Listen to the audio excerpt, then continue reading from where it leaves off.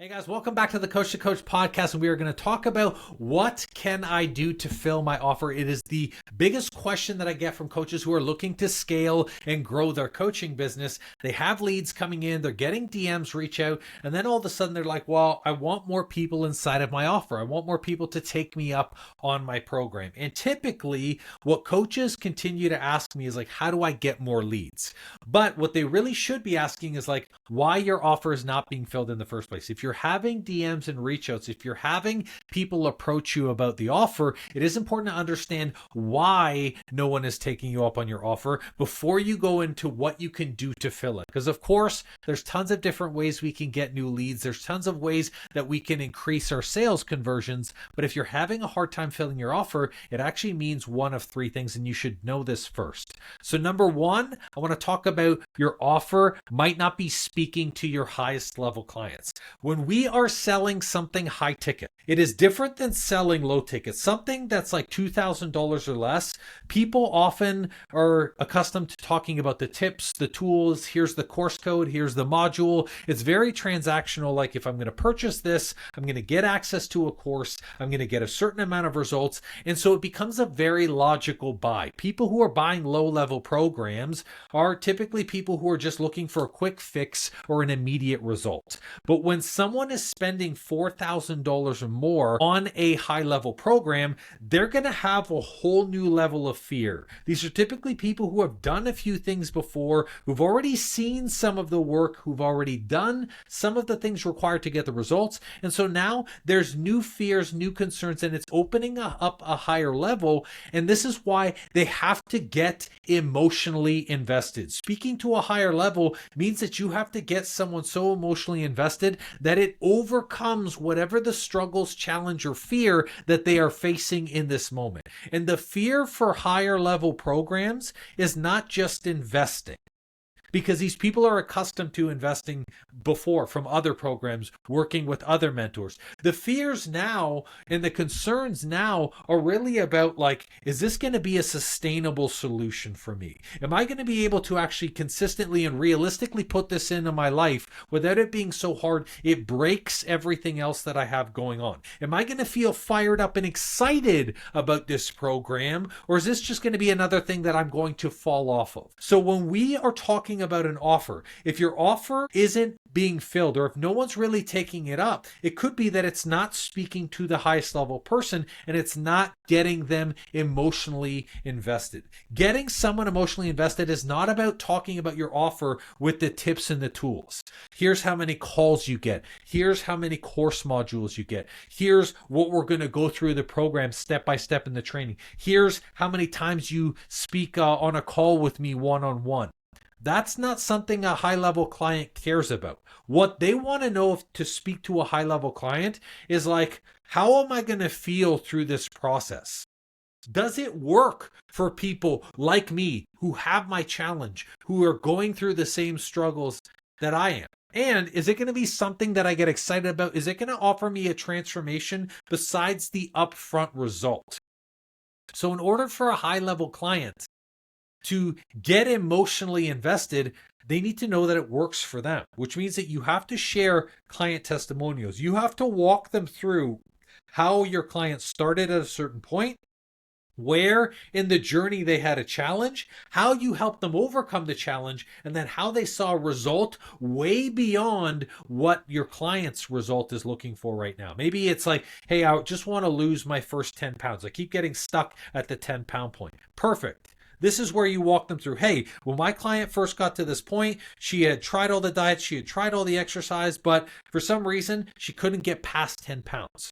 And then what I worked with her on, or him or whatever, was I worked with them on this certain point. And not only did we lose 10 pounds, but we actually lost 30 pounds. And then we started to work on X, Y, and Z. We need to paint the picture of the journey. And we need to show them that the process can be fun and can be exciting. And this is where having our clients on our lives, having our clients' stories share how much fun they had, what they were able to experience, the things that they were able to do once they had the result. That's how you talk about the program. And then what we also need to do is create a story that talks about each objection that your potential client might face. So if someone has an issue with, is this program going to take too much time? Share a story where your client actually took the least amount of time that they ever have through this process to see the result. If the objection is going to be, well, I don't know if this diet is going to be realistic for me, create a story, either personal or share a story from a client showcasing like, hey, our clients were concerned about the diet, but then it realized that they actually didn't have to be on a diet and they've never seen a process like this before. So it could be that your offer isn't speaking to the highest level clients and it's not getting them emotionally invested. But if you are and you're saying to yourself, no, you know what? My content is speaking to that emotional level. Even when I talk about the offer, it's to the emotional level. Then it could be number two, that your offer isn't being seen enough. There are so many coaches out there who are like, I keep putting my offer out there. But when I say, how many times are you putting their offer out there? They're like, well, I post it like once a week. That's not enough. That's not enough from an algorithm perspective. It's not enough from a consistency perspective. Sometimes people aren't taking you up on your offer simply because they haven't seen it enough.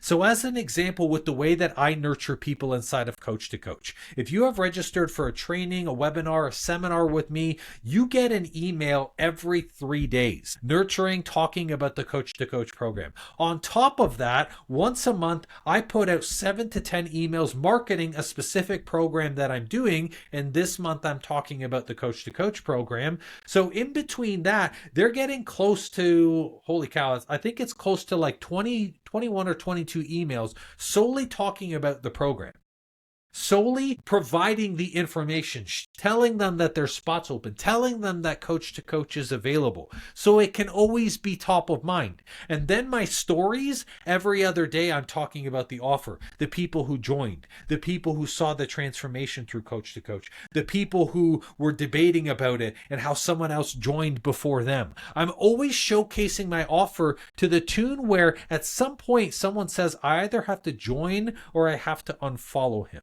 Chances are the reason why your signups are so few and far between is because your offer simply isn't being seen.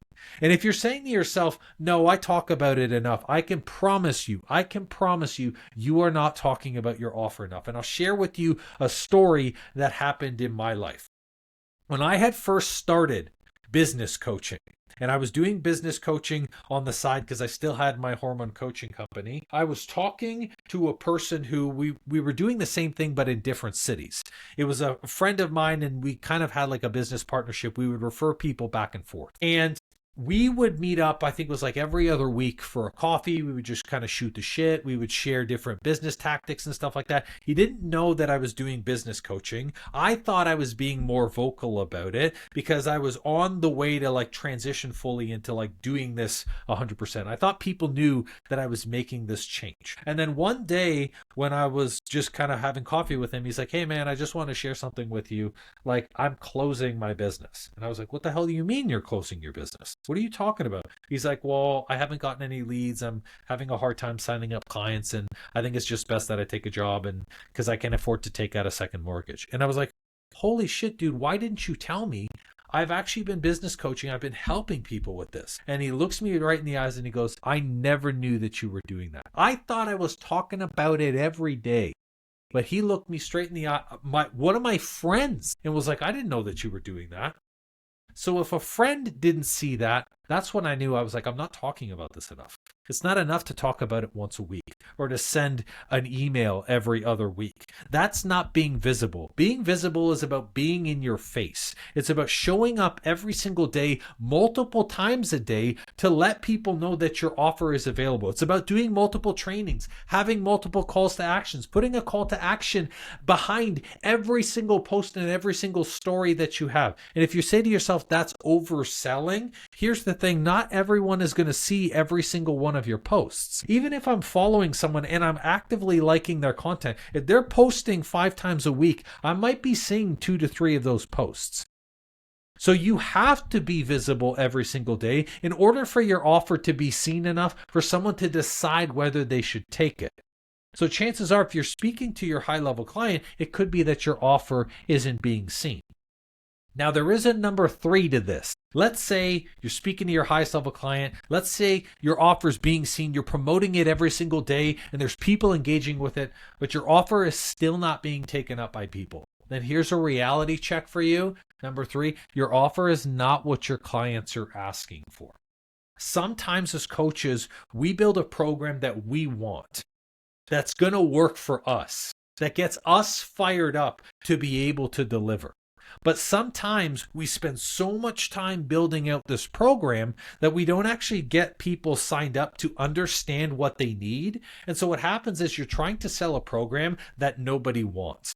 A lot of coaches focus way too much on the delivery and creating this course code and this program module. They don't focus on selling the program first, which is what I do. I'm always getting feedback from my consultations, from my DM conversations, from just polls that I put out on my social media, asking other entrepreneurs, because obviously coaches are my client.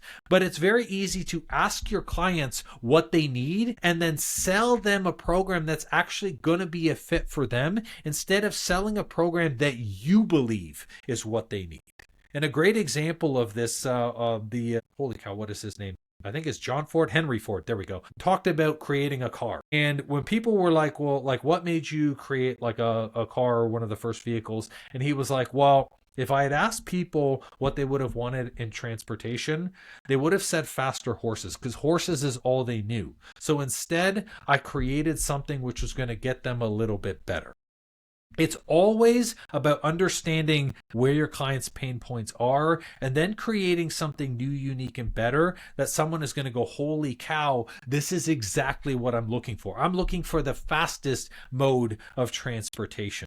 But here's the thing, you have to understand what your clients are actually wanting. What are they specifically looking for? And sometimes coaches don't know. They build a program thinking, oh, this program is going to sell instead of, oh, this program is going to serve at a really high level. When you create a program that serves at a really high level, that speaks to what the clients want every single day, that's going to be a program that someone is going to get excited and fired up about.